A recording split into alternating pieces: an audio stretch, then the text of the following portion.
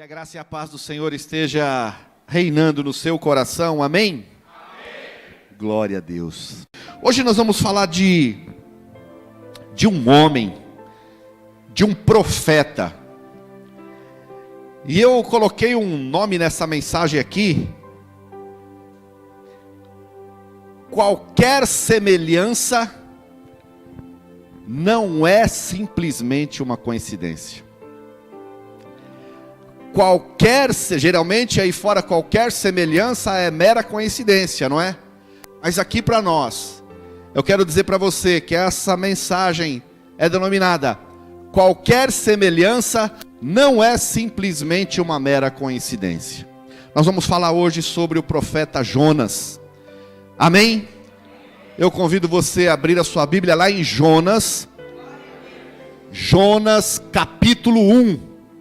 Jonas capítulo 1, verso de número 1.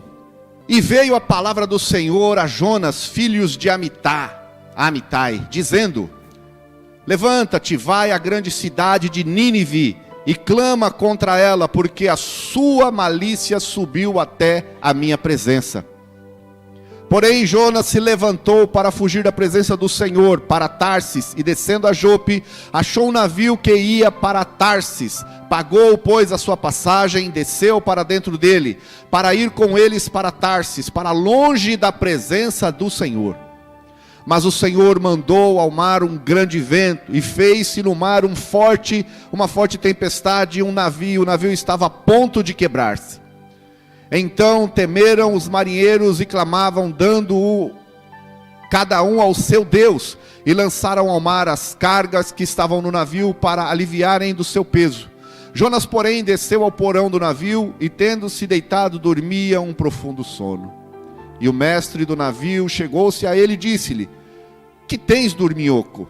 Levanta-te, clama ao teu Deus, talvez assim esse Deus se lembre de nós, para que não pereçamos. E diziam cada um ao seu companheiro: vinde e lancemos sorte, para que saibamos por que causa nos sobreveio este mal. E lançaram sorte, e a sorte caiu sobre Jonas. Então lhes disseram: declara-nos tu agora, por causa de que nos sobreveio este mal, que ocupação é a tua? De onde vens? Qual é a tua terra? E de que povo és tu? E ele lhes disse: eu sou hebreu, e temo ao Senhor, o Deus dos céus, que fez o mar e a terra seca. Então estes homens se encheram de grande temor, e disseram-lhe: por que fizestes tu isso? Pois sabiam os homens que fugia da presença do Senhor, porque eles lhe tinham declarado.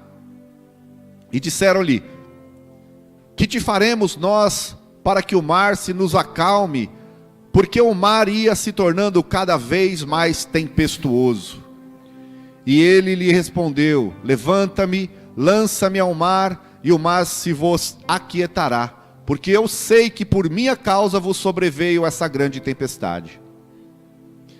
Entretanto os homens remavam para fazer voltar o navio à terra, mas não podiam, porquanto o mar se ia embravecendo cada vez mais contra eles. Então clamaram ao Senhor e disseram: ah, Senhor, nós te rogamos que não pereçamos por causa da alma deste homem, e que não ponha sobre nós o sangue inocente, porque tu, Senhor, fizeste como te aprouve. E levantaram a Jonas e o lançaram ao mar, e cessou o mar da sua fúria. Temeram, pois, estes homens ao Senhor com grande temor, e ofereceram sacrifícios ao Senhor, e fizeram votos. Preparou, pois, o Senhor um grande peixe para que tragasse a Jonas, e esteve Jonas 3 dias e 3 noites nas entranhas do peixe. E orou Jonas ao Senhor, seu Deus, das entranhas do peixe. Queridos, até aqui nós vamos ler. Esse livro ele é composto por 4 capítulos curtos, assim como esse. Nós não vamos ler ele todo, nós vamos passar por alguns versículos ainda. Mas resumindo, Deus ele deu uma ordem para Jonas: olha, vai para Nínive, prega a minha palavra lá tem um povo de dura cerviz, era um povo já conhecido, era um povo conhecido pela sua dura serviço, pela sua rigorosidade com aqueles que falavam de outras religiões que não fossem a deles. E Jonas desobedeceu a Deus. Ao invés dele ir para Nínive, ele foi para Tarsis, lado totalmente oposto, totalmente diferente o caminho. Ele iria por terra até Nínive, ele acabou pegando um navio, ele iria rodar muito mais pelo mar. Depois desse momento em que a baleia, que o grande peixe, coloca Jonas de volta na terra, Deus novamente dá ordem para ele, e ele vai para Nínive, mesmo contra a vontade, e ali ele prega a palavra do Senhor, a conversão, a arrependimento. Só que Jonas, ele não gostou daquilo, ele não gostou, ele ficou irado, ele ficou revoltado contra aquele povo, contra Deus. Ele se afasta daquela cidade, ele sobe numa montanha, e ali Deus, ele começa a questionar Jonas, o porquê de toda aquela ira. Deus coloca uma planta para cuidar da sombra de Jonas, e depois faz aquela planta morrer, e Deus questiona. Ele utiliza essa planta como para fazer uma parafrase ali, perguntando: poxa, você ficou triste porque morreu a planta? Eu não me compadeceria de todo esse povo?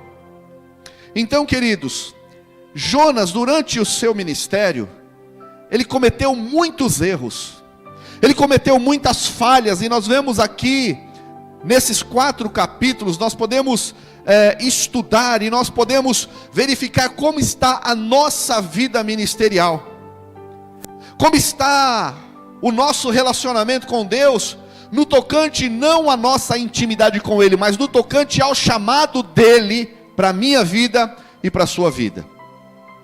Como nós estamos encarando o nosso ministério, o nosso chamado?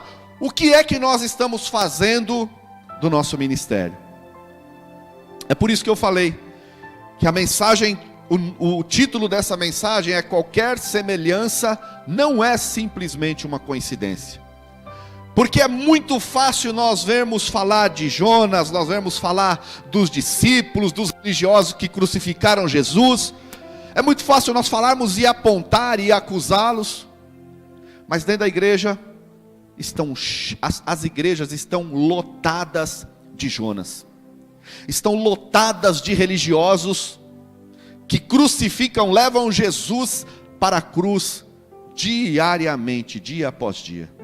Mesmo com tantas coisas, mesmo com tantos milagres, mesmo com tantos livramentos que Deus tem nos dado, nós ainda vemos muitas pessoas preferindo o Egito, preferindo a escravidão, do que colocar os pés na Canaã, a terra prometida que Jesus tem para todos nós.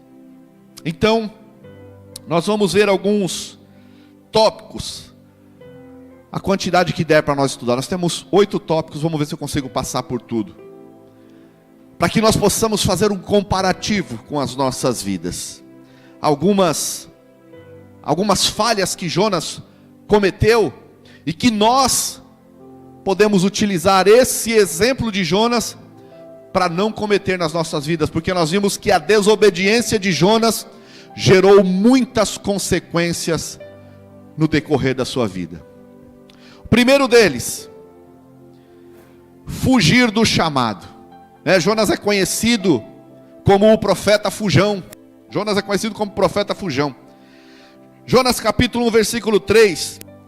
Jonas se dispôs mais para fugir da presença do Senhor para Tarsis, e tendo descido a Jope, achou um navio que ia para Tarsis, pagou a sua passagem, embarcou naquele navio, para ir com eles para Tarsis, para longe da presença do Senhor. O texto inicia dizendo que Jonas se dispôs.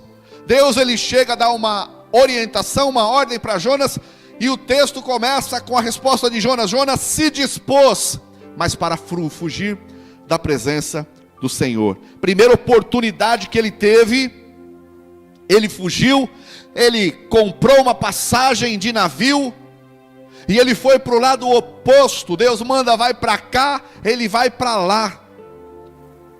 Se você tem um chamado de Deus, Foque naquilo que o Senhor Deus, evite fugas, que aparentemente é o melhor para você. Aparentemente, você analisando segundo a sua vontade, esse é o melhor caminho, vai evitar fadiga, vai evitar isso.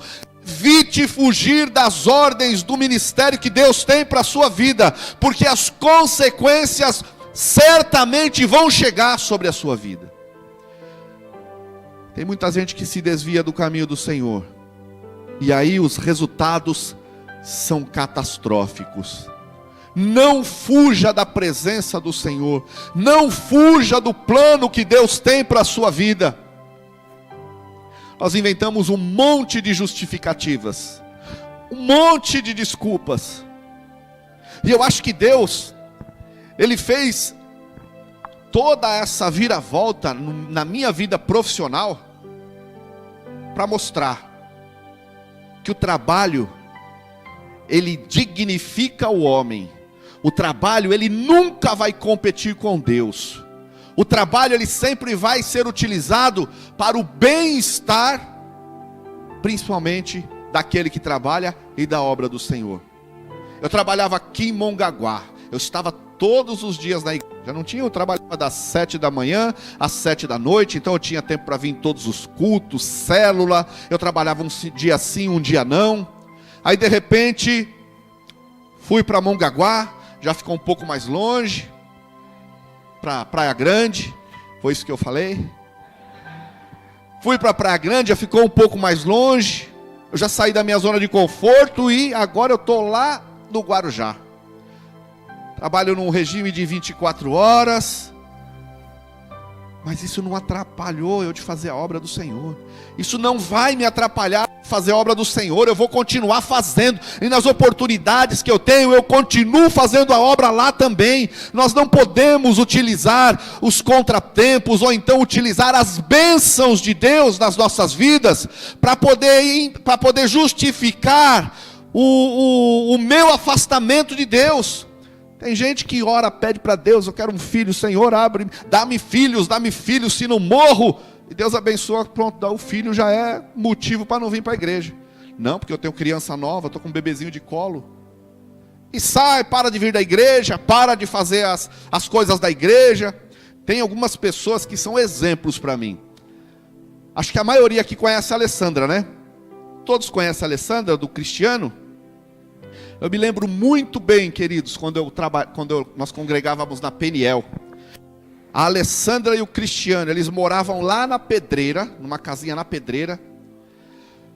Faça chuva ou faça sol, o Cristiano vinha com a bicicletinha, ou a Alessandra vinha, o Cristiano vinha com uma, a Alessandra com outra. Às vezes com um saco de lixo protegendo a Lívia da chuva. Às vezes vinha com um guarda-chuva, mas ela não faltava. Ela estava lá ensaiando, que ela era do louvor, e a Lívia brincando, empurrando para um lado e para o outro. Outra pessoa que para mim é um exemplo, a Cristiane, minha nora. A Cristiane, minha nora, também é um exemplo nesse caso. Ela ganhou nenê. Ela no começo, ela teve alguns problemas com a Ana Júlia. E não, porque eu não estou aguentando amamentar, não sei o que, mas era dia de culto, era dia de ensaio, ela estava aqui. Faça chuva, faça sol, ela estava no compromisso dela. Por que algumas pessoas se afastam dos caminhos do Senhor? Utilizam isso como uma justificativa. É trabalho, ora para ter trabalho, e quando Deus abre as portas, agora eu não tenho tempo. Sem contar tantas outras coisas. Então não podemos fugir. Nós temos muitos tópicos hoje, então eu não quero me apegar muito. Não podemos fugir, nós temos que focar.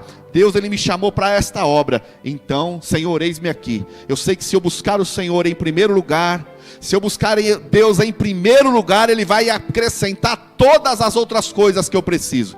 Inclusive a provisão financeira, inclusive se tiver difícil para mim lá, Deus vai prover para que eu volte para cá. Se tiver ruim o horário, Deus vai mudar o horário, mas Ele quer ver a nossa fidelidade, Ele quer ver o nosso compromisso com Deus. Amém? Eu vi o Vinícius balançar a cabeça agora, eu vou citar um exemplo aqui, mas não é por causa dele não, né? Outra coisa que muitos pedem é namoro, né? Eu quero uma varoa, eu quero um varão, pronto. Arrumou o varão, pronto, agora eu já arrumei meu varão, agora o varão de branco já não é prioridade. Tem gente que é assim. A segunda falha de Jonas, que nós não podemos deixar que entre na nossa vida, é a preguiça. Versículo 5 do capítulo 1 diz: então os marinheiros, cheios de medo, clamavam aos seus deuses, lançavam ao mar a carga que estava no navio, para aliviar o peso. Jonas, porém, havia descido ao porão e se deitado, e dormia profundamente. Enquanto todos estavam apavorados, lutando pelas suas vidas, clamando pelo seu Deus, jogando aquilo que era, tudo que tinha no barco, tinha um dono e tinha uma função, era proveitoso para alguma coisa, mas eles estavam vendo aquilo que não era prioridade. Pô, tem um caixa de som aqui, para que eu quero caixa de som? Se eu morrer eu não vou conseguir ouvir música, e jogava caixa de som. Ah, mas tem tambor de água aqui, tem serra, joga tudo que é supérfluo, porque nós estamos a ponto de ir, o barco não estava indo a pique, o barco estava a ponto de partir. A Bíblia diz que o barco estava a ponto de partir, tamanho era a tempestade, tamanho eram as ondas, e Jonas estava onde? Estava dormindo. Jonas estava dormindo. Ou seja, queridos, Jonas, podemos dizer aqui, que ele estava tomado por uma preguiça. Ele não estava preocupado com o que estava acontecendo ao seu redor. Estou de boa. Eu estava indo lá para Nínive, agora eu estou indo para Tarsis. Estou de boa. Esse navio tem capitão, paguei minha passagem, não estou aqui de graça. Eu paguei para isso. Tem gente que é assim. Não, que esse negócio de carnê para comprar, ajudar o louvor? Não, eu sou dizimista, já fiz minha parte. Limpar a igreja? Oh, não, que isso? Eu sou dizimista, sou ofertante. Pastor que se vire e pague aí alguém para limpar. Feijoada? Não, já paguei a minha parte. Eu estou de boa, vou vir ajudar não vou nem vender, estou de boa, estou tranquilo. Preguiça. E a preguiça causa desânimo, e o desânimo é um grande perigo para o ministério. Porque às vezes nós estamos ali, e de repente eu estou liderando uma célula, de repente eu sou anfitrião de uma célula, mas de repente aquele compromisso diário, aquele compromisso de ter que ir para a célula para ministrar, ter que pegar o estudo, ter que estudar. Poxa vida, eu poderia estar assistindo uma televisão, eu poderia estar fazendo isso, mas eu tenho que ministrar. Aí a primeira vez já não vai, poxa vida, célula na minha casa, poxa, me causa tanto estresse. Eu falo isso, queridos, porque eu tenho célula na minha casa. Às vezes a gente está lá, tardezinha, e eu estou querendo estar descansada, e a Rita, dá para você pegar as cadeiras lá, dá para você pegar a mesa e arrumar? Aí a gente vai, pega cadeira e mesa, e quer dar uma lavada para deixar tudo limpinho, pôr cortina. Quando está frio a gente põe cortina ali na garagem. Quando você chega lá, está arrumada, Otávio, a célula? Está arrumadinha? Está cheirosinha, arrumadinha, mas às vezes dá trabalho. E aí se você não vai, aí se você não quer, é a mesma coisa vir na igreja. Eu não vou, culto de oração de manhã? Caramba, eu acordo cedo todo dia. O dia que eu estou de folga, eu vou ter que acordar cedo de novo. Não, hoje eu não vou não. Aí a primeira quarta-feira eu não vou, a segunda quarta-feira eu também não vou, aí a terceira eu estou de serviço, não vou. Pronto, aí o desânimo toma conta, acabo não vindo.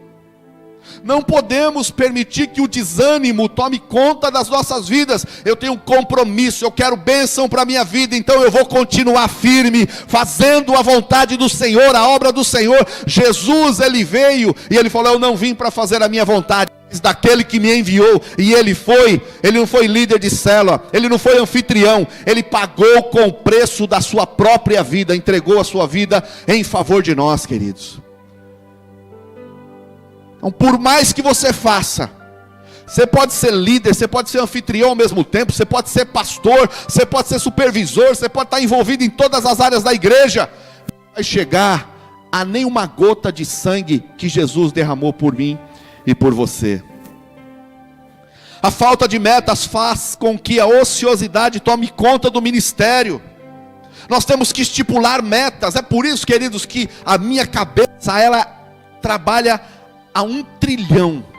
Por isso que eu acho que eu estou ficando cada vez mais esquisito, porque a minha cabeça ela está trabalhando constantemente. Eu estou no banheiro, eu não consigo meditar, refletir nem no banheiro. Eu estou no banheiro, eu estou ali na internet, olhando uma mensagem, vendo alguma coisa. Eu estou assistindo uma televisão e passa alguma coisa. Eu estava agora há pouco, eu estava assistindo um vídeo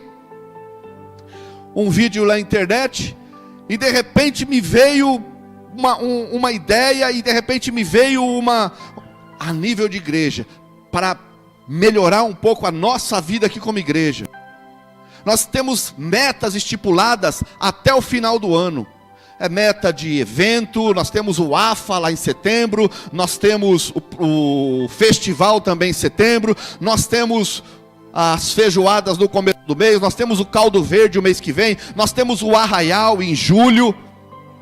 Nós vamos fazer o batismo, estava conversando com o pastor Anderson hoje, dia 22 do mês que vem, tem batismo, nós vamos fazer lá na Praia Grande. Então, se tem alguém na sua célula que ainda não é batizado, já pegue o nome dele, já prepare-o para descer as águas, agora dia 22 de junho.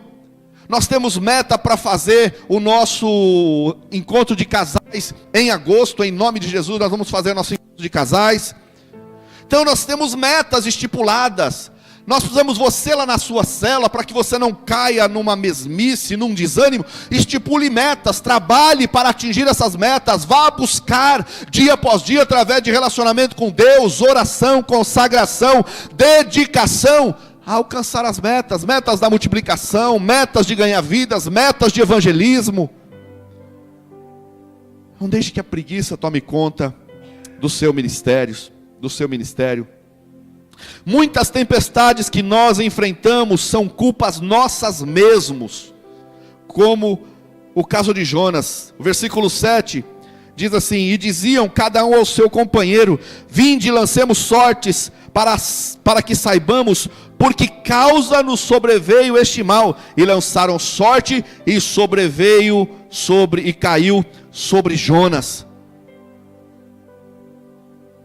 Queridos, Jonas estava enfrentando uma tempestade. Sabe por quê? Porque ele desobedeceu a Deus, porque ele fugiu do ministério. E aqueles que estavam com ele também estavam padecendo dessa tempestade. Deixa eu falar uma coisa para você aqui, varão de guerra, homem de Deus, sacerdote do seu lar. Às vezes a sua inconsequência vai levar a sua família toda a enfrentar tempestades. Varoa de Deus, mulher que Deus escolheu como pilar, às vezes a sua preguiça, às vezes a sua inconsequência vai levar toda a sua família a enfrentar tempestades. Vamos gastar tempo em oração. O nosso ministério irá fluir na medida que nós tivermos relacionamento e podemos obedecer a Deus. Através da oração, através do relacionamento, eu vou descobrir, Deus vai revelar para mim qual é a vontade dEle para o meu ministério, para a minha vida. Em terceiro lugar, o medo de Jonas.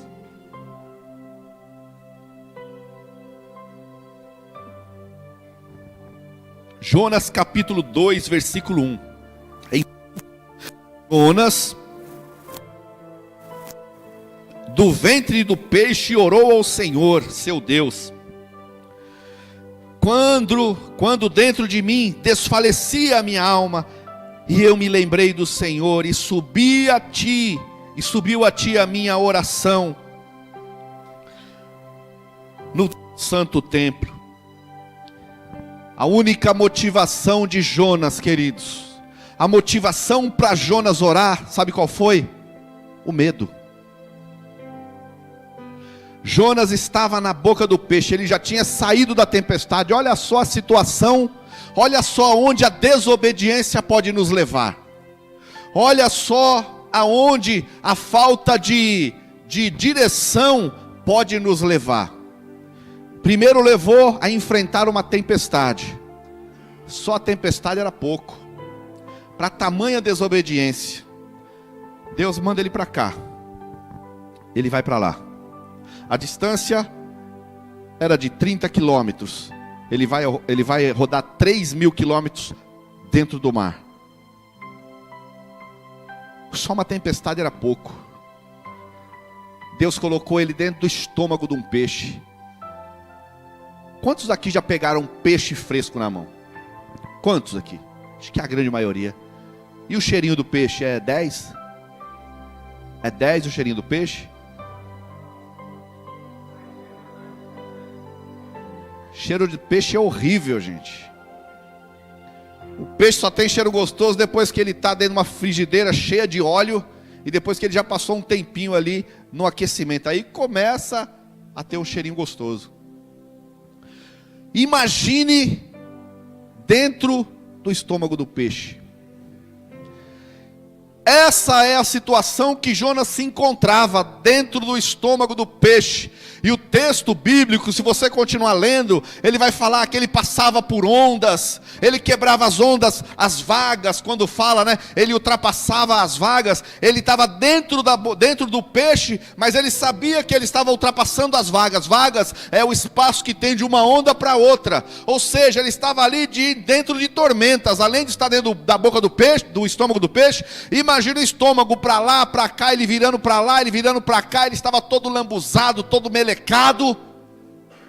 Essa era a situação de Jonas, queridos. Tem muita gente que está dessa mesma forma, espiritualmente, no meio de uma podridão do diabo, porque é desobediente a Deus, porque não obedece à direção de Deus, porque prefere andar segundo a sua vontade e ignora a direção que Deus tem dado.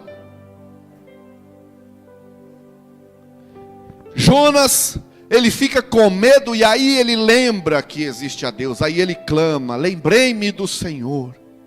E aí ele faz uma oração que é praticamente o capítulo 2 inteiro. Ele fazendo uma oração, orando a Deus. Deus, na sua infinita misericórdia e bondade, dá uma ordem para aquele peixe: vai lá, coloca ele na terra. O peixe vai, joga ele na terra novamente. E Deus, ele vem novamente para ele: olha, Jonas, vai para Nínive, a grande cidade, e pregue a minha palavra. Fale do conserto que eu tenho para aquela cidade, ou fala do juízo que eu tenho, porque Deus estava mandando Jonas para ir falar do juízo que ia vir para aquela cidade se não houvesse arrependimento. Queridos, às vezes o medo nos leva a enfrentar tempestades, o medo nos leva a enfrentar dificuldades. Nós não podemos temer em fazer a obra do Senhor. Nós vivemos em um país livre, nós vivemos em um país que nós temos direito constitucional, a nossa religião, seja qual ela for. Nós podemos andar livremente para lá e para cá com a nossa Bíblia debaixo do braço. Mas tem gente que se recusa a fazer a obra, fica inventando um monte de desculpa, tem medo do que podem pensar. Jonas, ele não estava com medo só nesse momento. Jonas era um profeta medroso. Além de fujão, ele era medroso, porque ele não foi pregar lá em Nínive porque ele tinha medo, porque era um povo de dura cerviz, era um povo rebelde, era um povo que tinha suas convicções religiosas, era um povo que tinha uma fama de perseguir aquele que chegava com outra doutrina. Então ele já não foi, ele já estava com medo. Não foi, depois que ele entrou naquela situação na boca do peixe, aí ele viu: não tenho mais para onde correr. Ele clamou a Deus. Satanás usa o medo baseado em suas mentiras para atrasar nossas vidas. Então nós não podemos aceitar isso, pois nós confiamos em Deus. A palavra do Senhor diz em João capítulo 4, versículo 18: no amor não existe medo, antes o perfeito amor lança fora todo o medo. Não podemos ter medo, queridos. Vamos fazer a obra do Senhor. Vamos enfrentar as nossas células. Ah, mas já faz 1 ano que está lá, não está indo ninguém. Deus é o dono da obra. Deus é o dono da obra. Nós não fazemos, queridos, você não vê, nós não fazemos grandes campanhas.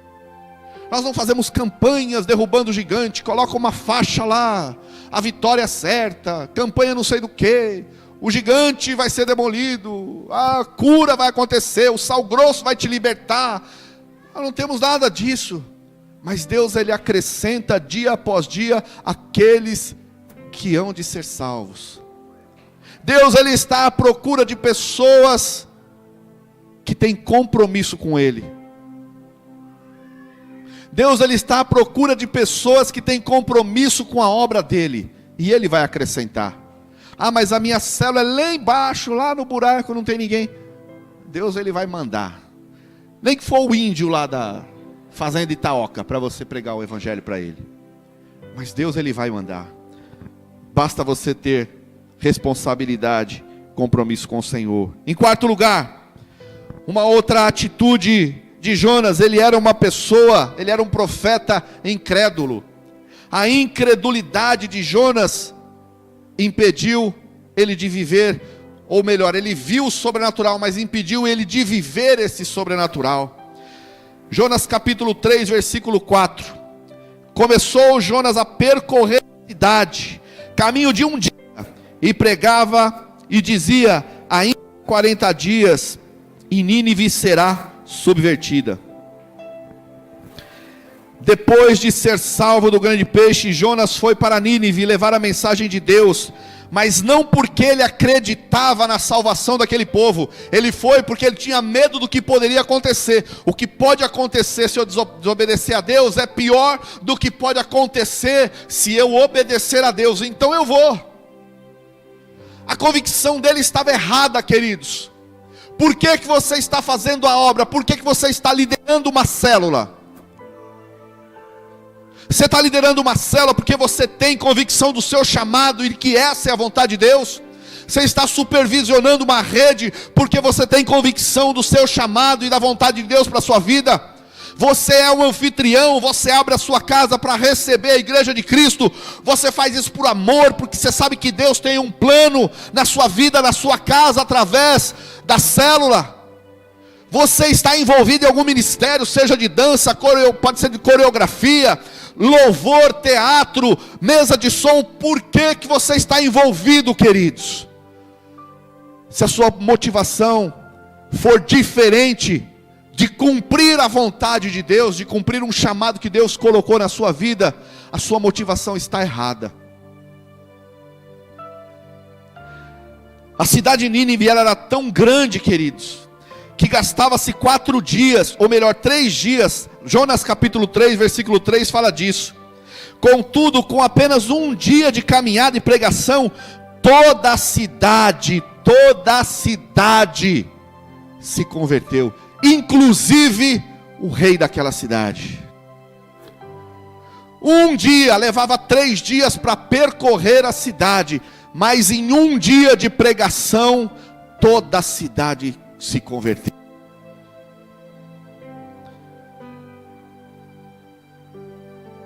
Nós vemos aqui que Deus, mesmo nesses dias nós pregamos sobre Moisés, está tão forte aqui na minha mente, foi uma das questões da prova do CCM. Falamos sobre Moisés, da desobediência, era para ele falar com a rocha, e ele feriu a rocha, foi punido, não conseguiu entrar na terra prometida pela desobediência. Mas a água saiu da rocha, o propósito de Deus foi cumprido. Nós vemos aqui que mesmo com a motivação errada, o avivamento chegou naquela cidade, porque era propósito de Deus para aquela cidade, queridos. Olha, se você não fizer a vontade de Deus, o prejudicado só vai ser você. A palavra do Senhor diz que se nós nos calarmos, as pedras vão clamar. Então, que você faça a vontade de Deus e não a sua, para que a obra do Senhor seja feita através do canal que Ele escolheu, que é você, que sou eu, que somos nós. Aí nós vemos que Jonas, ele chegou na sua pior fase, queridos. Essa fase é uma fase muito perigosa. Ele mesmo não acreditava no que ele pregava.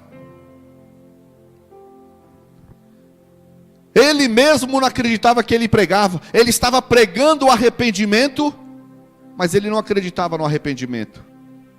Ele estava pregando conversão, mas ele não acreditava que aquele povo pudesse se converter. Tem muita gente aqui que também tem um pensamento desse.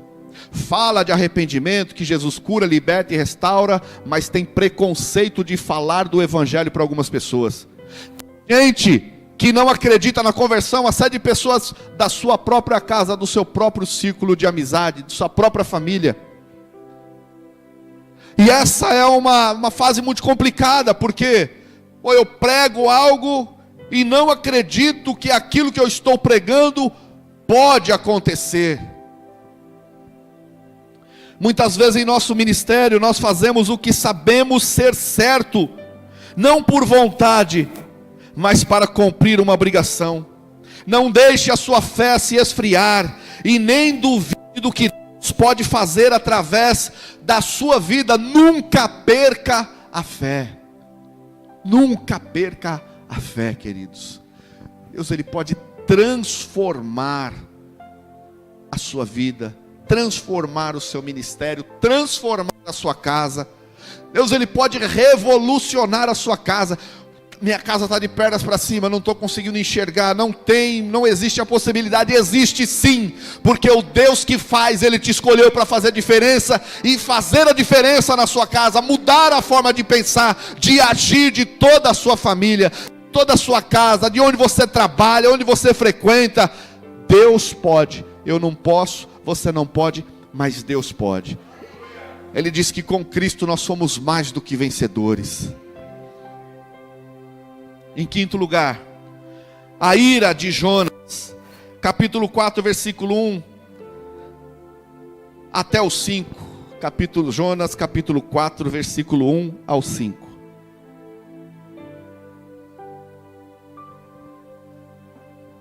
Jonas pregou, para a gente se situar, nós já estamos no último capítulo. Jonas pregou e toda a cidade se converteu. A conversão de toda a cidade, inclusive do rei daquela cidade, não trouxe alegria para Jonas. Trouxe mais uma ira.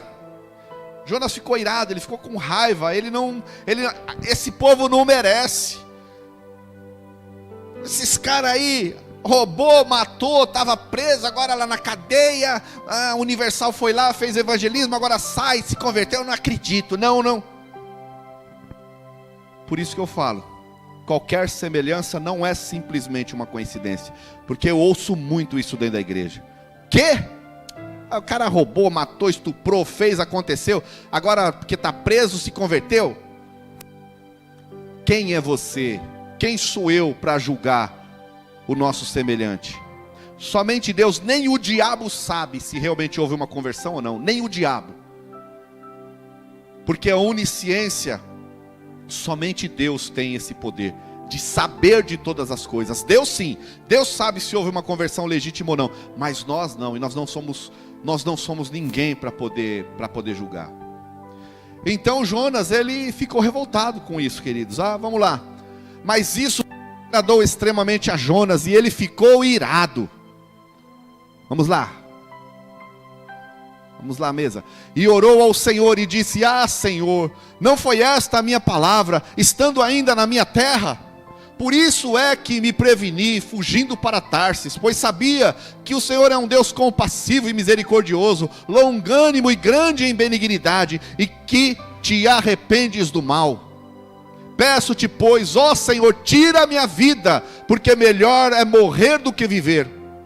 E disse o Senhor: fazes bem, assim te ires? Então Jonas saiu da cidade, sentou-se ao oriente dessa cidade, e ali fez uma cabana, e sentou-se debaixo dela à sombra, até ver o que aconteceria à cidade. Esse é o momento em que o profeta fica com raiva do povo, e até de Deus, porque não queria a salvação daquela cidade. Ele preferia morrer do que ver a salvação daquela cidade. A raiva de Jonas era tão grande que ainda faltavam 2 dias para concluir a sua missão de anunciar a mensagem para todo o povo, e ele saiu da cidade. Ele saiu da cidade e subiu ao monte, esperando o que ia acontecer. Lá no interior dele, ele ainda pensava: não, Deus vai detonar, vai ser que nem Sodoma, vai ser que nem Gomorra. Ele está esperando eu sair, porque eu sou o santo, o único santo que tem na cidade sou eu. Está esperando eu sair, e ele vai mandar fogo do céu. Acho que o pensamento de Jonas era esse aí.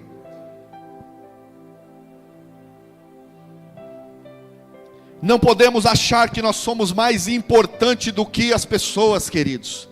Nós, como líderes, como homens e mulheres escolhidos por Deus, nós que já tivemos um encontro com o Senhor, nós temos que nos compadecer das pessoas que estão lá. Não podemos deixar que a ira tome conta do nosso coração. O momento em que o meu ministério mais se estagnou, o momento em que eu mais sofri, foi no momento em que eu guardei ira no meu coração. E eu já passei por isso.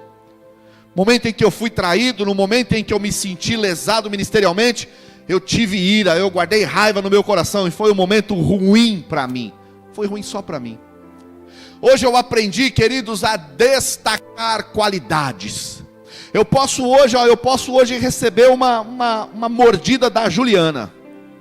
Juliana pode me morder, eu vou chorar, porque mordida de ovelha dói, como eu já falei, que o pastor Eibe nos ensina. Mordida de ovelha dói mais do que a de lobo. Eu vou chorar, eu vou orar, eu vou ficar magoado, mas com ira não. Com ira não. Eu vou orar pedindo para Deus mudar o coração dela, para que Deus venha fazer com que ela enxergue, mas não vou ter ira, porque a ira, ela só vai fazer mal para mim. Tem muita gente dentro da igreja que está com o seu coração preenchido pela ira, porque fulano fez isso para mim, porque lá no meu trabalho, porque é o meu vizinho, porque isso. Não podemos ter ira, não podemos ter ódio. Nós podemos passar por momentos de desconforto, isso é normal, porque nós somos suscetíveis às nossas emoções aflorarem dependendo da situação. Dependendo da situação você chora, dependendo da situação você fica nervoso. Foi ontem? Um dia desses aí, acho que foi sábado. A minha esposa ela colocou um áudio para mim ouvir de uma irmã nossa, que era aqui da igreja. O simples áudio dessa irmã me fez ficar contrito, me fez derramar lágrimas. Em contrapartida, um outro momento, ela me liga, eu estou trabalhando no dia da feijoada. Porque tem isso. Cara, aqui o que eu faço? Chama a polícia. Daqui a pouco a pastora Lidiane me manda um vídeo do que estava acontecendo aqui. Falei, caramba, se eu tivesse lá, ia descer a escada rolando. Se eu tivesse lá, o cara ia descer a escada rolando, ia fazer questão de quebrar ele todinho. Nós somos carne, queridos. Passa sangue na veia. Mas nós precisamos, tá certo a minha atitude? Eu até conversei com o Didi depois. Pô, Didi, um monte de homem lá, meu. Não, pastor, eu cheguei, eu acalmei, pá, isso. Tá certo.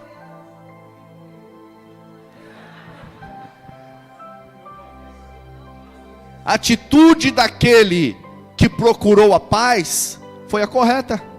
Deus nos chamou para quê? Para sermos pacificadores. Pacificadores. Deus nos chamou para promover a paz, queridos. Então nós vemos que nós somos suscetíveis a uma série de sentimentos, mas nós vamos deixar aflorar, ou nós vamos colocar para fora nós vamos permitir que saia para fora aquele que agrada a Deus.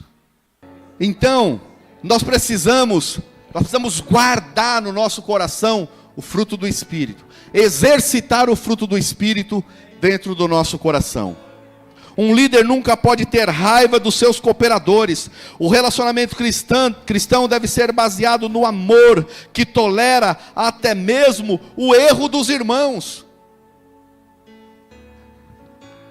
Isso é importante, queridos, é forte. O relacionamento cristão, ele é baseado no amor, que tolera até o erro dos irmãos. Se eu errar com você, se você for realmente um cristão, você vai me perdoar, você vai me amar, é melhor me perdoar, é melhor me procurar, é melhor nós nos conversarmos, nos acertarmos, do que você ficar com raiva de mim. Você ficar com raiva, está guardando um sentimento que não é fruto do Espírito. Não deixe a ira tomar conta do amor no seu coração. Deixe que o Espírito Santo de Deus faça florescer dentro do seu interior o fruto do Espírito. Nosso tempo está esgotando, eu vou pular. Vou partir para o último, sétimo. Desamor. Uma outra característica de Jonas. Jonas capítulo 4, versículo 10 e 11. Tornou o Senhor: tens compaixão da planta, que te não custou trabalho, a qual não fizeste crescer, que numa noite nasceu e na outra noite pereceu? Não hei eu ter compaixão dessa grande cidade de Nínive, em que há mais de 120 mil pessoas que não sabem discernir entre a mão direita e a mão esquerda, e também muitos animais. Última característica que eu quero explorar com você é o desamor. Nós só vamos conseguir realizar a obra do Senhor na medida em que eu amar aquele que é o meu irmão, e eu também amar aquele que não é o meu irmão, porque o nosso objetivo aqui principal é ganhar vidas para Jesus. Então eu preciso amar a minha célula. Lá na minha célula, quando eu estiver ministrando, tem aquelas pessoas, como na igreja, que, poxa vida, é complicado, é difícil, a gente ensina, a gente fala, e continua pisando na bola, continua rebelde, continua não dando ouvidos. Nós temos nossos discípulos, nós ensinamos, nós falamos, nós conversamos, nós oramos, passa tempo, você vai ver, cometem o mesmo erro, continuam patinando no mesmo obstáculo. Mas nós precisamos continuar amando. Se nós não amarmos, nós vamos sair aí fora para pregar o Evangelho. Se não tiver amor para conduzir o rebanho, para conviver com vocês, eu não vou conseguir pastorear. Se não tiver amor pela obra, dá para ser líder do louvor se não tiver amor pela obra? Eu imagino como é horário de ensaio de louvor. Está marcado para 5 horas. O pessoal consegue chegar todos 5 horas aqui? Agora imagine para o líder. O líder está aqui 5 horas. Aí um chega às 5h15, outro chega às 5h30, outro não vai. Aí outro só liga: não dá para mim hoje, manda mensagem. Nem liga mais, manda mensagem. Não dá para ir mesmo não. E aí o pastor precisa amar, para quando se encontrar com essa pessoa, não chegar: você é um irresponsável, você é uma irresponsável, você não tem compromisso com a obra, você tem outras prioridades. Não, tem que amar. Por que foi? E com todo cuidado, né, pastor? Porque ainda corre o risco de chegar com todo cuidado a tomar um rabo de arraia ainda, tomar um rodo ainda. Cuida da tua vida. Quer que eu saio? Não faz diferença. Tem gente que é assim. Isso eu estou falando, eu estou citando o louvor, mas todas as áreas da igreja. Líder de jovens, uma das áreas mais difíceis de trabalhar, porque às vezes você está pregando, você está falando aqui, o jovem está ali, mexendo no celular, contando piadinha, falando. Está nem aí por que está acontecendo. Tem que amar, porque a pessoa levar para o pessoal, ela não quer, não vou fazer. Precisa amar para fazer a obra do Senhor, precisa amar para você se dispor a sair da sua casa, do seu conforto, do seu aconchego, para vir servir os irmãos. Precisa amar para trabalhar a semana inteira, como as irmãs, os irmãos que trabalham na feira, trabalham a semana inteira, aí vem na sexta-feira, aí sai, passa o dia inteiro fazendo compras, porque Os bastidores também existem. Às vezes a pessoa só pega a feijoada lá, pensa que é só aquilo, mas os bastidores é complicado. Sai de manhã, às vezes a pastora Rita sai com a Suelma, sai de manhã, vai lá para Praia Grande, volta já 2 horas da tarde. Aí tem que parar aqui o carro, às vezes não tem ninguém para ajudar a descarregar, e sobe essa escada carregando um monte de peso lá para cima. Aí vai embora para casa, aí quando é à noite, 7 horas, aí a Suelma já com mais algumas pessoas vem para cá e começa a dessalgar, e tira sal daqui, já dá uma pré-cozida, dá um início. No outro dia, 6 horas da manhã, as irmãs já estão aqui, iniciando o cozimento para fazer e tudo mais. Precisa ter amor para fazer isso. Se não tiver amor, não faz. No ano passado, no final do ano passado, eu fiz uma reunião com as pessoas. Eu falei assim, ó, se vocês quiserem parar, a gente para. Não, vamos continuar. Vamos continuar. Tem que ter amor. Se não tivesse amor, se estivesse fazendo para agradar o pastor, ia aproveitar a primeira oportunidade. Ah, é mesmo, pastor, é melhor, deu uma caída, né? É melhor. Não, vamos continuar fazendo. Precisa ter amor, queridos. Precisa ter amor para investir na obra do Senhor. Precisa ter amor para poder suportar aqueles que te perseguem. Se o líder não sentir amor pelas pessoas, não será capaz de suportar as dificuldades na obra de Deus. Somente por amor que somos capazes de nos doar para outras pessoas. Não podemos deixar esfriar o nosso amor e buscar sempre a manutenção do primeiro amor.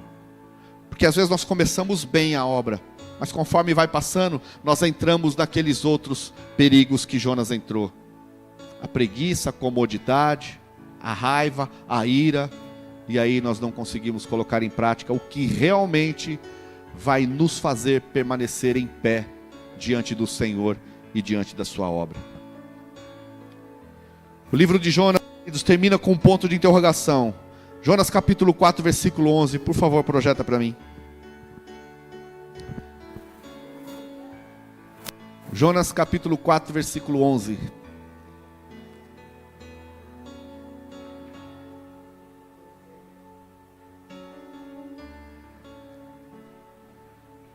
E não hei de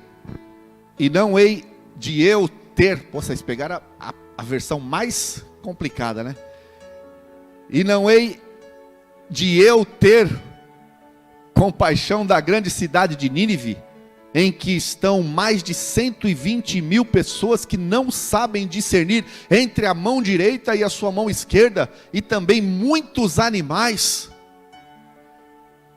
Ele termina fazendo uma pergunta para Jonas.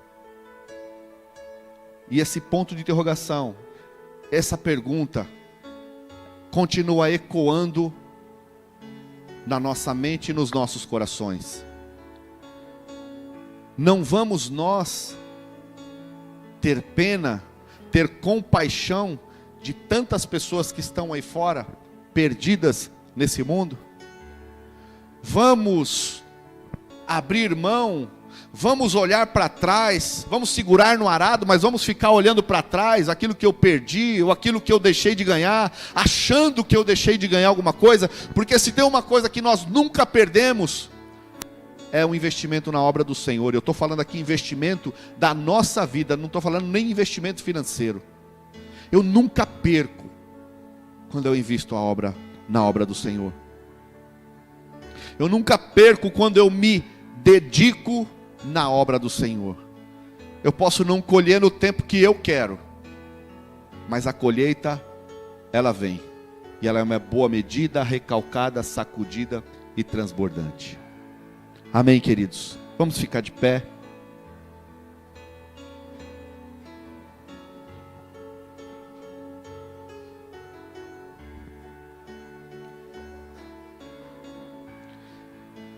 Avalie a sua vida ministerial. Avalie o seu caminhar cristão. Não seja como Jonas. Não fique fugindo daquilo para o que Deus te chamou. E eu não estou falando isso a título de te ameaçar com as consequências que vão vir sobre a sua vida pela desobediência. mas principalmente pelas bênçãos que vão ser acrescentadas na sua vida, pela sua obediência.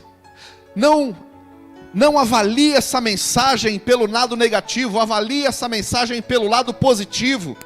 Porque, queridos, a boa notícia de tudo isso que aconteceu nesses 4 capítulos, é que mais de 120 mil pessoas e todos os animais daquela cidade foram poupados. Houve um grande avivamento, porque alguém foi pregar o Evangelho de Cristo.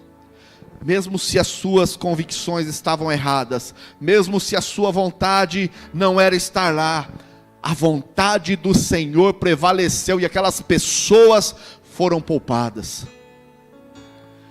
Eu imagino aqui, a Bíblia ela fala pouco de Jonas, mas eu imagino se Jonas tivesse sido um profeta obediente, um Elias. Por que ele está entre os profetas menores? Um Eliseu, uma pessoa obediente, uma pessoa usada por Deus, ele poderia ter um livro bem maior, com tantas passagens, com tantos exemplos positivos, para nós podermos estar aprendendo. Jonas não ia ser conhecido como profeta fujão, como profeta medroso, mas seria conhecido como grande avivalista, que através da pregação do Evangelho, uma cidade inteira foi convertida. Assim como nós vemos de Pedro, em uma só pregação, 3.000 almas se converteram.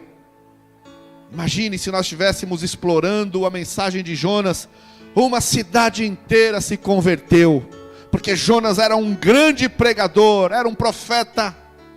Como você quer ser conhecido, queridos? Como medroso? Como fujão? Como aquele que desobedeceu a ordem do Senhor? Curve a sua cabeça, vamos orar. Senhor, nós glorificamos o teu santo nome. Nessa noite nós aprendemos um pouco mais